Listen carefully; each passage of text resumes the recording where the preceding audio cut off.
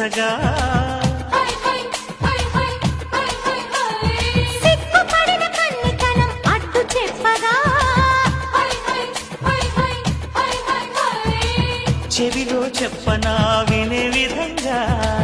గుడిలో చేరితే హడావిడిగా రావే చిన్నారి ఖుషి ఖుషిగా నీలో దాగుంట భలే భలేగా భరించుకో ప్రియా ప్రియంగా నీ కౌగిలిలో సుఖిల్చని సుఖీ భవంగా